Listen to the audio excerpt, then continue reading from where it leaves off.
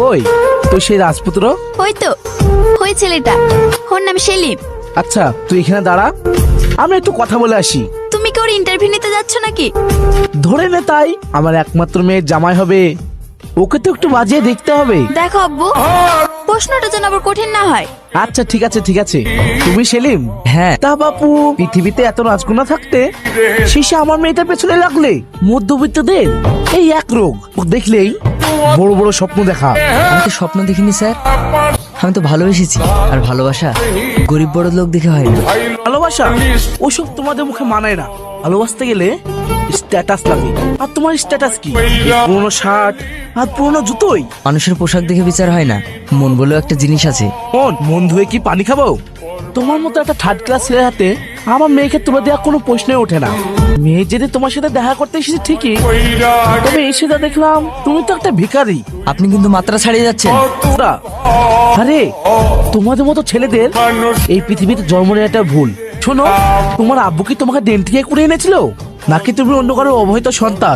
I mean তোমার জন্মদাতা পরিচয় ঠিক আছে তো? সেটা সেলিম, তোমার সাহস তো কম না, তুমি আমার আব্বুর গায়ে হাত তুলেছো।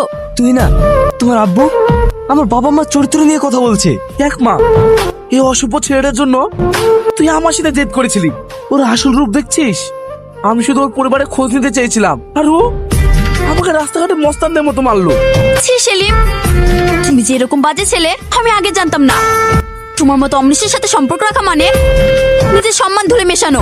আব্বু চলো। তুই না, মেয়েটা কি করছে? তুই না, প্লিজ তুমি আমার কথাটা একবার শোনো। আমি আপনাকে চিনি না, আর আমার নাম তুহিনা না।